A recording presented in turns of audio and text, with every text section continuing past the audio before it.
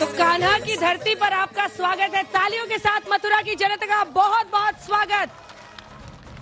और यहाँ पर हर कोई एक दूसरे से मिलते ही कहता है राधे राधे। तो देखिए, राधे राधे के साथ ही मथुरा में सबका मिलन होता है एक दूसरे से।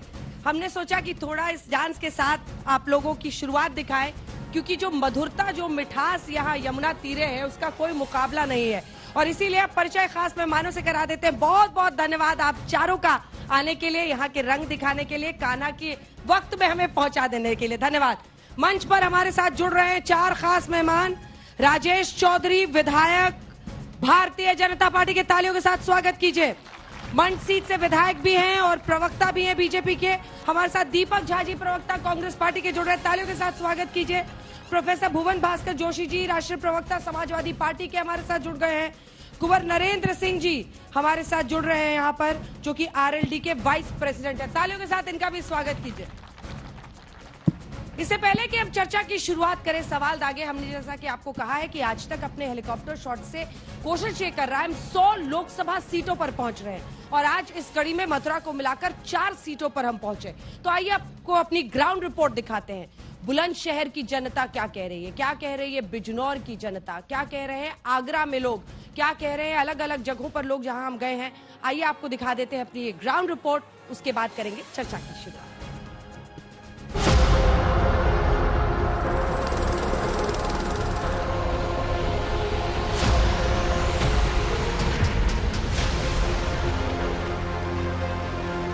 तो राष्ट्रला का कारवा आज पहुंच गया है बुलंदशहर, और बुलंदशहर में जनता की राय हम जानेंगे। शुरुआत करते हैं यहाँ से कुछ ही किलोमीटर दूर खुर्जा है। खुर्जा की ब्लू पॉटरी बहुत फेमस है। पहले मजाक उड़ाई गई थी कि विकास पैदा नहीं हुआ, विकास अब दिखाई देता है सबको। तो महिला सुरक्षा सबसे बड़ा मुद्दा है। लॉ एंड ऑर्डर की व्यवस्था यहाँ इतनी अच्छी है, बहुत अच्छा है। राम मंदिर को बना के अच्छा किया, क्योंकि अब तक जो विकास हुआ है यहाँ पर मुझे देखने को मिलता है। बहुत सारी चीजें हो गई, राम मंदिर में होगा, लेकिन थोड़ा सा मिडिल क्लास और सर्विस क्लास का भी ध्यान रखना चाहिए। गुंडा राज रहा है, वो भी हम लोगों ने देखा, उसको बदलते हुए हमने तस्वीर देखी है। पेपर लीक हो रहे हैं मैडम। 18 साल का बच्चा जो पुलिस का पेपर देने जा रहा, पहले पेपर लीक हो रहा है। किसी के नाम पे वोट है, भोला के नाम पे ना वोट मिलेगी ना जीवन में।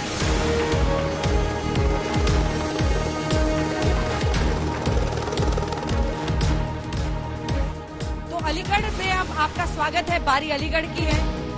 जैसा हमने कहा, इसे ताले और तालीम का शहर कहा जाता है।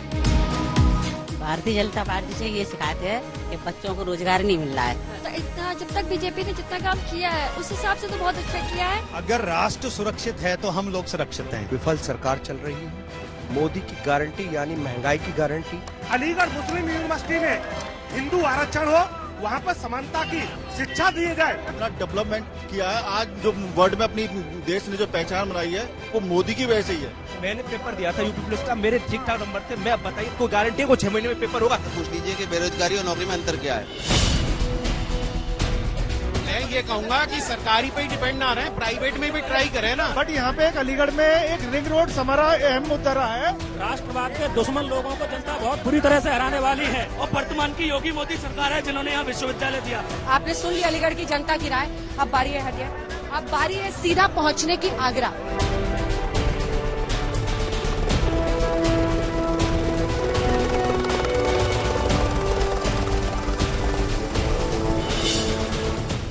आगरा, ताजमहल, पेठा और भी कई चीजों के लिए जाना जाता है, यहाँ के लोग बताएंगे। लेकिन ये सफेद संगमरमर का वो ताजमहल, जिसकी वजह से पूरे विश्व की नजर आगरा पर रहती है। मैं ये मांग करूंगा आगरा में आईटी हब बने। क्या बात है, जब वोट परिणाम आए पहले थे, अब की बार 400 पार तो कहाँ से होंगी। तो ये सरकारें और ये करती है कि सब हवा हवाई कर रहे हैं, सब विकास कर रहे हैं। आप क्षेत्र में आके देखिए कितना विकास हो रहा है। 5 साल से सांसद महोदय नहीं आ रहे हैं। अब की बार 400 पार। मैं कहना चाहूँगा राशन के बजाय शिक्षा फ्री करी जाए, वो बेहतर है। हम चाहते हैं हमारी कंट्री में एक फाइनेंशियल लिटरेसी जरूर होनी चाहिए। बीजेपी को ही देना चाहिए, क्योंकि वही लोग हमारे लिए सोच रहे हैं। शहर में इतना सुरक्षित महसूस करते हैं। देश को मोदी जी जैसा नेतृत्व चाहिए। मोदी जी अब की बार 400 पार। चलिए ठीक है, इतनी गर्मी और दोपहर की धूप है, लेकिन आगरा की जनता का जोश देखते बन रहा है।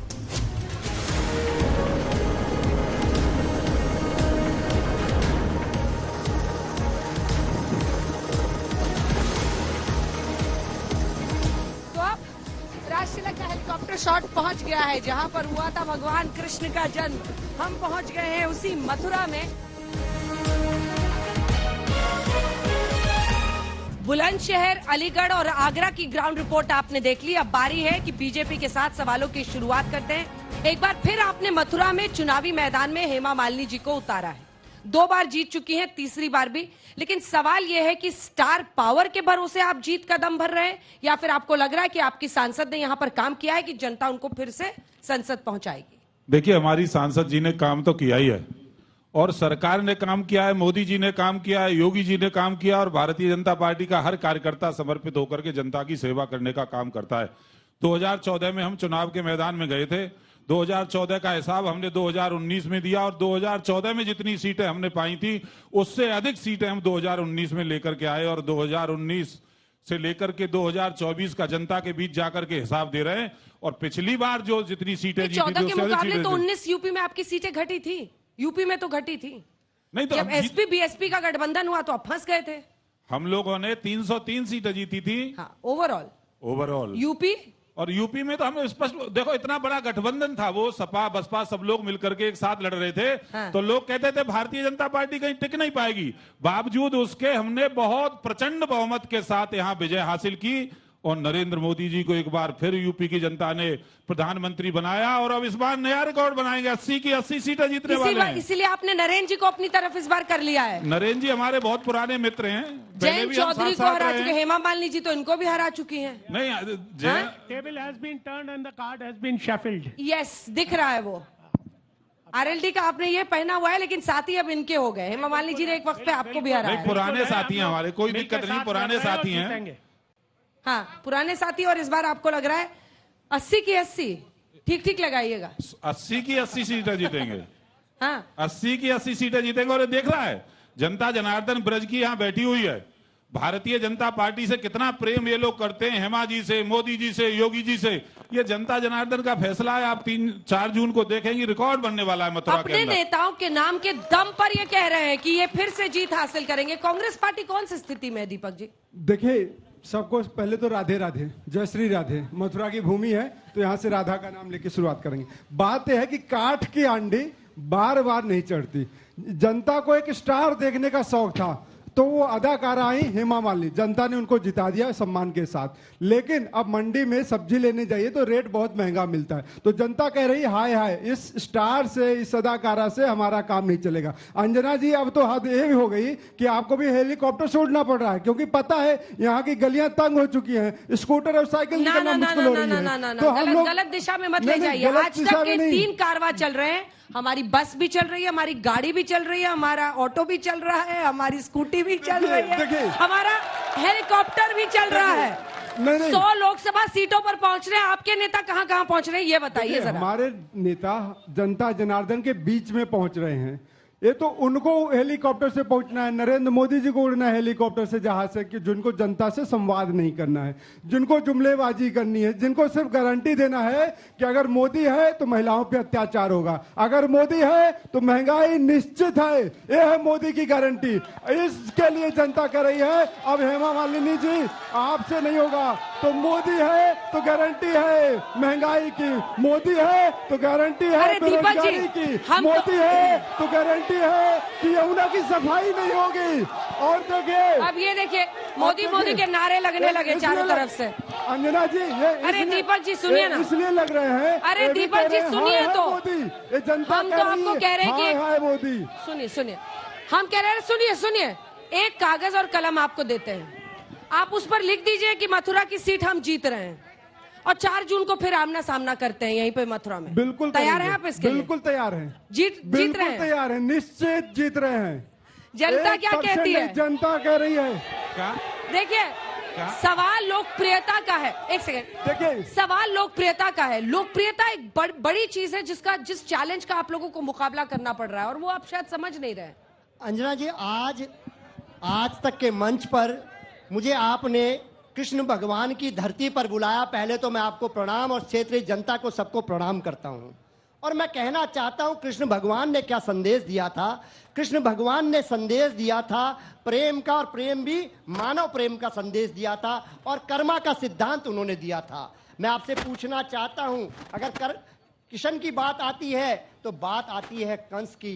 कंस ने क्या करा था? कंस ने भी अपने विरोधियों को सबको जेल में डालने का काम करा था। इतिहास इस बात का गवाह है। और मैं आपके कहना चाहता हूं, मैं तो बड़ा गर्वशाली महसूस करता हूं अपने आप को। मैं माननीय अखिलेश यादव जी का कार्यकर्ता हूं, छोटा सा, क्योंकि मुझे लगता है कि द्वापर में अगर श्री कृष्ण आए थे तो कलयुग में भी यदुवंशी श्री अखिलेश यादव जी आए हैं, जो नफरत के खिलाफ लड़ाई लड़ रही है। मैं एक शेर के साथ अपनी बात को रखूंगा। अंधकार कितना गहरा है, अब तो बोली पर पहरा है, फरियादी को कौन सुनेगा, सिंहासन बिल्कुल बहरा है, सिंहासन बिल्कुल बहरा है। कुंवर नरेंद्र सिंह जी, आप लोगों ने भी क्या ऐन वक्त पर अपना जो नाव है वो बदल लिया? आपको लगा कि नैया इनकी पार हो रही है, इस पर सवार होना बेहतर है। ऐसे वक्त पे पलटे कि कोई समझ ही नहीं पाया। पहले अजीत से जयंत चौधरी उधर की बात कर रहे थे, लास्ट में इधर धीरज धीरज धीरज धीरज धैर्य। हाँ। देखिए, ऐसा नहीं है कि जयंत जी ने, उनके परिवार ने, चौधरी चरण सिंह जी, अजीत सिंह जी ने, अखिलेश जी कह रहे पलट गए, पलटी मारे। पलटी वाली बात नहीं है, किसानों की समस्याओं के निदान की बात है। हाँ। आज देखिए, उनको स्वामीनाथन को भारत रत्न दिया है, तो स्वामीनाथन की अब हम ये मांग करेंगे, हमारे जयंत जी मांग करेंगे, हेमा जी मांग करेंगी, सब लोग मांग करेंगे कि स्वामीनाथन की रिपोर्ट लागू, जिससे किसान की उसकी उपज का मूल्य उसको मिल सके। तो आज जो भारत रत्न दिया है, हम उनका आपको सीने पे पत्थर नहीं रखना पड़ा, आपको हराया हेमा जी ने, जयंत चौधरी को हराया। हाँ, बिल्कुल, फिर भी आज आपको विधायक जी के साथ खड़ा होना पड़ा। हाँ, ये है थोड़ी सी फीलिंग, ये पत्थर है, फुरफुरी सी आती है कभी कभी। देख लीजिए, पत्थर रखा है आपने। नहीं, पत्थर रख के। मैडम, हमारा यहाँ एक सवाल है। यहाँ ब्रज की जनता ये श्री कृष्ण जन्मभूमि का उद्धार चाहती है, क्या ये कांग्रेसी कर पाएंगे? कांग्रेसियों से सवाल है, क्या कर पाएंगे? खुले में कहो। देखिए, या फिर भारतीय जनता पार्टी के ऊपर छोड़ो, ये जनता मांग रही है। देखिए, आप मैं देता हूं जवाब। देखिए, अंजना जी, इनका सवाल बिल्कुल जायज है। जनता जनार्दन और जनार्दन का हर सवाल सर माथे पे। ये बताइए, क्या गाय हत्यारों से चंदा लेने वाली सरकार को आप लोग वोट देंगे? भाजपा ने 250 करोड़ रुपए गौ हत्यारों से चंदा लिया है। अगर एक गाय की कीमत 5,000 रुपए होगी तो कम से कम 20 लाख गाय काटी गई हैं, तब जाके 250 करोड़ रुपए भाजपा को चंदा मिला है। तो ऐसे गौ हत्यारों से सतर्क रहिए, सावधान रहिए। इसलिए मैंने कहा, ये ब्रज की भूमि है, कृष्ण की भूमि है, गाय की भूमि है, गौ माता की भूमि है। गौ हत्यारों से सावधान। जो आएंगे सपने दिखाएंगे, जुमले बांटेंगे और चले जाएंगे। 10 सालों में क्या हुआ सबने देख लिया। गलियां तंग है, बिजली नहीं है, पानी भर जाता है, बारिश हो जाती है तो रास्ते में आदमी गिर जाते हैं सड़क पे। ठीक है, पूछिए आप, देखिए, ये भूमि भाषण नहीं, सवाल। कृष्ण के नाम से अगर ये भूमि जानी जाती है तो ये यमुना के नाम पे भी पूरा ब्रज जाना जाता है। हेमा जी कैंट आरओ का पानी पीती हैं, यमुना जल का पान नहीं कर सकती। तो आप क्या चाह रहे हैं? मतलब हम ये चाहते हैं, ये करोड़ों रुपए का फंड आता है यमुना प्रदूषण के नाम पे, इसका बंदर बांट हो जाता है। यमुना की स्थिति वही यथावत बनी हुई है। यमुना जी की सफाई सबसे बड़ा मुद्दा, इस पर जवाब दीजिए विधायक जी। देखिए, यमुना की जहां तक बात है, सबसे ज्यादा यमुना में कहीं प्रदूषण हो रहा है तो केजरीवाल की सरकार दिल्ली में कर रही है। अब ये देखिए, वहां से बह करके आ रहा है और हमारा एजेंडा है यमुना को शुद्ध करने का। सबसे अधिक वाटर ट्रीटमेंट प्लांट हम ही ने बनाए। अब सारे नालों को टेप करने का काम हमारी सरकार कर रही है। और कांग्रेस के हमारे जो प्रवक्ता मित्र कह रहे थे, मैं कहना चाहूंगा, सोनिया गांधी जी क्यों मैदान छोड़ करके भाग गई हैं? राहुल गांधी क्यों यूपी में चुनाव लड़ने के लिए नहीं आ रहे हैं? अरे बताइए भाई, सोनिया गांधी मैदान छोड़ के भाग गई, राहुल गांधी यहाँ से पराजित होकर के भाग गए। आपको पूरे उत्तर प्रदेश के अंदर प्रत्याशी पैदा नहीं हो रहे। वोट मांगते हो, शर्म नहीं आती? क्या अखिलेश यादव कृष्ण जन्मभूमि मंदिर जाएंगे? आपके लिए सवाल है सर, समाजवादी पार्टी के लिए। क्या अखिलेश यादव कृष्ण जन्मभूमि मंदिर जाएंगे? देखिए, हमारे नेता ने पहले ही कहा है, हम सब जगह जाएंगे, लेकिन भाजपा के कहने पे नहीं जाएंगे, अपनी इच्छा से, अंतरात्मा की आवाज पे जाएंगे। मैं कहना चाहता हूं, अंजना जी, आपसे पूछना चाहता हूं, ये आज जिस पार्टी से हमारी लड़ाई है वो कौन सी पार्टी है? ये वही तो भारतीय जनता पार्टी है, जिसका राष्ट्रीय अध्यक्ष बंगारू लक्ष्मण ऑन कैमरा रिश्वत लेते हुए पकड़ा गया। पूरे देश को शर्मसार होना पड़ा। मैं पूछना चाहता हूं, चंडीगढ़ में क्या हुआ? चंडीगढ़ में आपने देखा होगा किस प्रकार ऑन कैमरा लोकतंत्र की हत्या आदरणीय मोदी जी की सरकार में हुई, ये भी देखने का काम हमने करा। इलेक्ट्रॉन बॉन्ड के बहाने क्या हुआ, ये भारतीय जनता पार्टी आदरणीय मोदी जी ने एक नई नीति लेकर आए और मैं आपको बताना चाहता हूं, जनता की आवाज, जनता के प्रश्न का जवाब नहीं देंगे। एक कृष्ण भक्त का जवाब उधर से आया है, एक कृष्ण भक्त ने प्रश्न किया, उसका जवाब नहीं दे रहे हैं। वो कहते हैं कि हम कृष्ण के वंशज हैं, अखिलेश यादव जी कहते हैं हम कृष्ण के वंशज हैं और जन्मभूमि पर कुछ बोलेंगे नहीं, वो मुद्दा के एजेंडे में नहीं है। और मैं कहता हूँ वो कैसे कृष्ण का वंशज हो जाएगा जिसने औरंगजेब की तरह से अपने बाप को सीट से अपदस्थ कर दिया होगा। अरे औरंगजेब का कोई अनुयायी है तो वो अखिलेश यादव है। मैं अपने भाई से औरंगजेब ने अपने बाप को अपदस्थ कर दिया था सत्ता से, उसी तरह से मुलायम सिंह यादव जी को अखिलेश जी ने कुर्सी से पलटा है। अरे किससे तुलना कर रहे हो आप भाई, ठीक है, किससे तुलना कर रहे हो? अगला, जब मेरे भाई ये कह रहे हैं कि 80 की सीटें 80 सीटें हम भारतीय जनता पार्टी जीतने को जा रही है, जब 80 सीटें जीतने को जा रही हैं तो उत्तर प्रदेश में चुनाव का भार क्यों?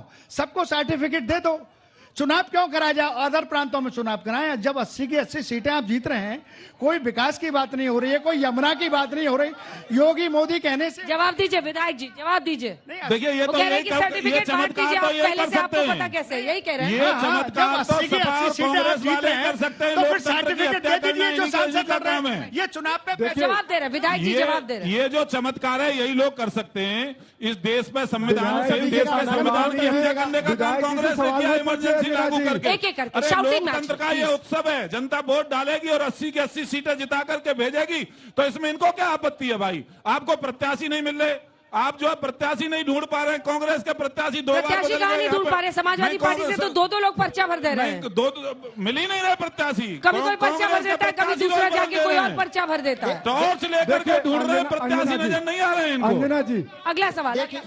मैम मेरा सवाल समाजवादी पार्टी से है कि आप इतने टिकट क्यों काट रहे हैं, या क्या ये रणनीति है, या आपने बिना रणनीति के कांग्रेस पर दबाव बनाने के चक्कर में अफरा तफरी में टिकट बांट दिए और अब आप टिकट बदल रहे हैं? लेकिन इसका सीधा संदेश ये है कि आपने बदायूं लोकसभा से धर्मेंद्र यादव का टिकट काटा है और इसके परिणाम आपको देखने होंगे और आपने ये लक्ष्य, ये चुनाव बीजेपी के पक्ष में कर दिया है। देखिए मैं आपको बहुत जिम्मेदारी से बताना चाहता हूं, राजनीति में जिताऊ कैंडिडेट चाहिए। सारे कैंडिडेटों पे चिंतन मंथन करके माननीय अखिलेश यादव जी ने जो कैंडिडेट दिए है वो सब जिताऊ कैंडिडेट दिए हैं। नफरत की राजनीति। मैं आपको बताना चाहता हूं, जो मेरी बात काट दी अंजना जी, वो बात को मैं माननीय विधायक जी का सम्मान करते हुए बताना चाहता हूं। माननीय विधायक जी, यही इलेक्ट्रॉन बॉन्ड है जो योजना आदरणीय मोदी जी भ्रष्टाचार की लेके आए। पहले क्या करा इन्होंने? डंडा, और डंडा था सीबीआई, इनकम टैक्स, ईडी का डंडा मारा, डंडा के बाद चंदा और चंदे के बाद धंधा देने की ये नई भ्रष्टाचार की स्कीम लेकर आए। मैं आपसे कहना चाहता हूं, मेरा सवाल बीजेपी वालों से है। बीजेपी विधायक जी सुनिए, राजेश चौधरी जी जवाब देंगे इसका कि 10 साल से हेमा मालिनी हमारी सांसद हैं, उन्होंने 10 साल से मथुरा में कितने 10 काम कराए उनको गिना दें। देखिए मथुरा को तीर्थ घोषित कराया, नंदगाम को कराया, बरसाना को कराया, बलदेव को कराया और पूरे ब्रज 84 कोस के डेवलपमेंट का काम चल रहा है। और सड़कों का जो जाल आज ब्रज क्षेत्र में बना है, ब्रज भूमि में बना है, आज से पहले बदहाल स्थिति में ब्रज होता था। हर घर जल ले जाने की योजना, गंगा जल परियोजना बुलंदशहर से लाइन डल करके आ रही है और हर घर में जल पहुंचाने की जिम्मेदारी हमारी है और हम तो वो सौभाग्यशाली लोग हैं।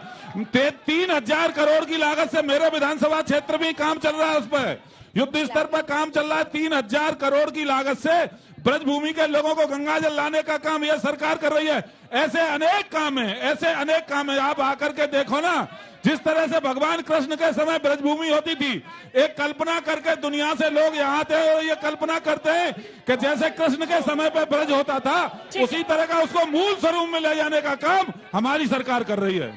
कांग्रेस महंगाई के लिए क्या करेगी?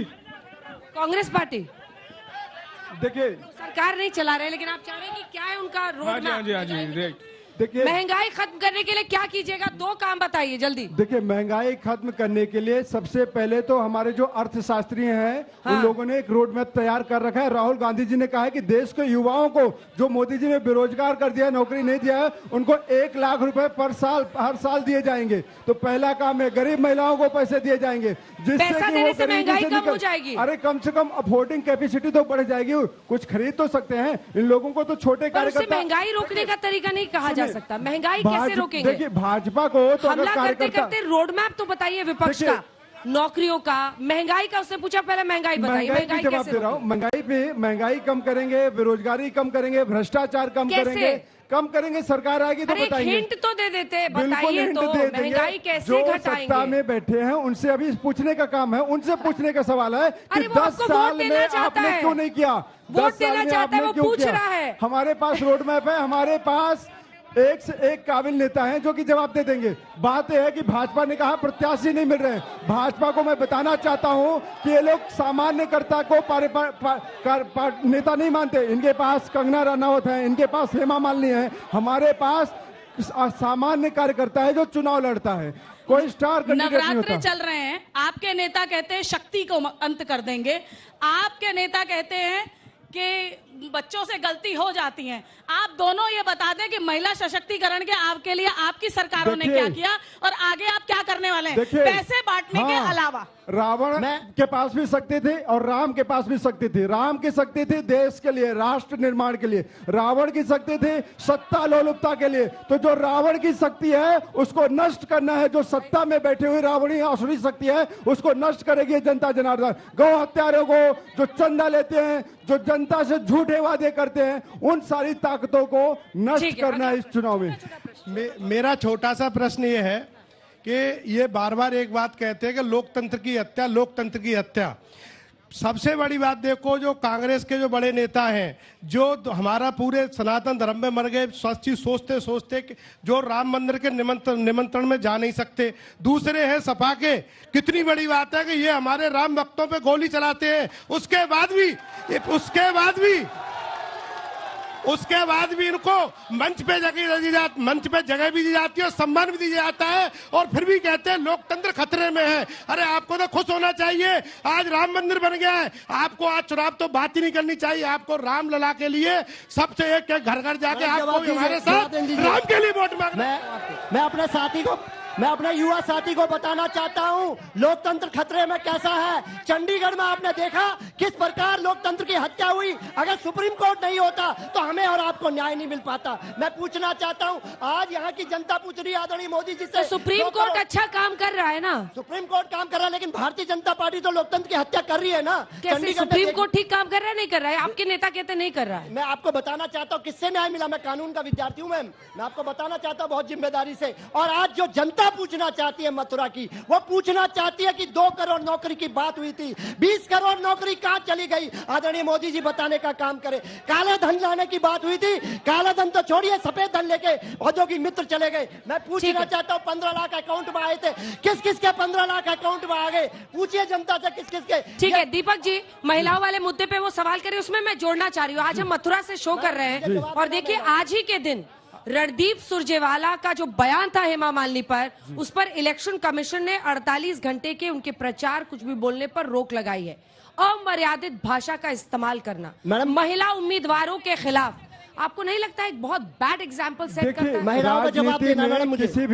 किसी भी व्यक्ति को, किसी भी पार्टी के नेता को, चाहे नरेंद्र मोदी जी हो, जब महिलाओं के सम्मान में कहते हैं कि जर्सी गाय 50 करोड़ की, चाहे हमारी पार्टी के नेता हो, किसी में मैं पार्टी लाइन से दलगत ऊपर उठ के बोलता हूं, किसी को महिलाओं का सम्मान असम्मान करने का हक नहीं है। यत्र नार्यस्तु पूजन्ते रमन्ते तत्र देवता, जहां नारियों की पूजा वहीं देवताओं का वास होता है। लेकिन आज देखिए महिलाओं का जवाब तो देंगे ना, बैठ जाइए, जवाब देंगे। जवाब दिया जा रहा है। हम मेरे सवाल का जवाब दीजिए ना, क्यों काट रहे हैं? आप बताइए ना, सशक्तिकरण के लिए क्या किया आपकी सरकारों ने? पैसे बांटने की बात आप आज कर रहे हैं, लेकिन इससे पहले शौचालय। उसी का जवाब दे रहे विधायक। जवाब आपके पास, आप लोगों का हो गया। विधायक जी जल्दी से एक जवाब, जल्दी पूछे, जल्दी आइए। ऐसे ही अंजना जी पॉकेट हाथ में डाले सब आते हैं, बोलिए। कांग्रेसी जो प्रवक्ता है उनसे मेरा एक सवाल है। सबको कांग्रेस से ही सवाल करने हैं। पूछूंगा। कांग्रेसी प्रवक्ता से मेरा सवाल है कि आप क्या महिला सशक्तिकरण लोगों ने देखा है जब आपके ही कानून मंत्री अशोक मनु सिंघवी जी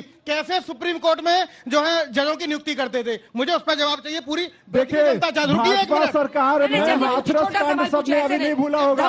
हाथरस कांड, कन्नौज कांड। समाजवादी पार्टी के प्रवक्ता से मेरा सवाल है कि राम मंदिर के लिए कार सेवकों पर जो गोलियां आपने, आप रिपीट कर रहे हैं, सवाल हो चुका है। अंजना जी, हाथरस और कन्नौज सबको याद है अभी तक। और और रही बात मुलायम सिंह को आप पद्म विभूषण क्यों देते हैं भाई? जब मुलायम सिंह कार सेवकों पे हत्यारे हैं, गोली चलाई थे और मोदी जी उनका सम्मान करते हैं, तो भाजपा का दोहरा चरित्र आपने मोदी जी से क्यों नहीं पूछा कि इनको सम्मान क्यों देते हैं? मोदी जी से क्यों नहीं पूछा आपने कि मुलायम सिंह यादव को क्यों सम्मान करते हैं? क्यों पद्म विभूषण देते हैं? मुलायम सिंह वो कह रहे हैं हर पार्टी में, आपकी पार्टी में भी ऐसे नेता हैं जो सम्मान नहीं करते। जवाब दीजिए विधायक जी। देखिए, हम तो सबका सम्मान करते हैं। ये असम्मानित भाषा इस्तेमाल करने का इतिहास कांग्रेस का रहा है। देश के प्रधानमंत्री के बारे में क्या क्या शब्द नहीं कहे इन्होंने? नाली का कीड़ा, नीच, खून का, मौत का सौदागर, खून का सौदागर। ये देश के प्रधानमंत्री के बारे में ये शब्द प्रयोग करते हैं। महिलाओं के बारे में क्या क्या शब्द ये प्रयोग नहीं करते। ये इस देश की मर्यादा संस्कृति नहीं जानते। राहुल गांधी यहाँ की भाषा, यहाँ की जो संस्कृति है उसको नहीं समझ पाते। हम दावे के साथ कहते हैं, हमने घोषणा की थी राम मंदिर बनाएंगे, राम मंदिर बना। हमने घोषणा की थी कि हम 370 और 35 से हटाएंगे, और हमने ये घोषणा की है चुनाव में कि यूसीसी लेकर के आएंगे और यूसीसी लेकर के आएंगे। हमने घोषणा की है वन नेशन वन इलेक्शन, इसमें हम काम करेंगे। हमने घोषणा की है 4 लाख गरीबों को फ्री में आवास देने का काम। पर आने का मौका मिलेगा आपको। बस वो लकी नंबर बताना है जो हर शो में हम दिखा रहे हैं। आज का लकी नंबर है 10। इससे पहले 27, 12 और 10 हम आपको बताएंगे लकी नंबर आप कैसे भेज सकते हैं। ऐसे 5 विजेता मेरे साथ हेलीकॉप्टर पर अलग अलग लोकसभा सीट्स पर जाएंगे। और इसी के साथ आपको बता दें, आगरा की जनता का बहुत बहुत धन्यवाद। तालियों के साथ बहुत बहुत धन्यवाद हमारे साथ शामिल होने के लिए। कल हम पहुंचेंगे राजस्थान, और राजस्थान में हम जाएंगे जयपुर, और जयपुर के बाद अजमेर, और अजमेर के बाद सवाई माधोपुर, जहां पर जनता अपने सवाल दागेगी। तो मथुरा के मुद्दे आपने जाने, मथुरा की जनता की आवाज सुनी, नेताओं के जवाब सुने, चुनावी मिजाज समझने के लिए अलग अलग लोकसभा सीटों पर मैं पहुंच रही हूं। ये कारवां हमारा इस हेलीकॉप्टर शॉट के साथ 30 दिन तक चलेगा। 100 लोकसभा कंस्टिट्यूएंसीज में हम क्षेत्रों में पहुंचेंगे।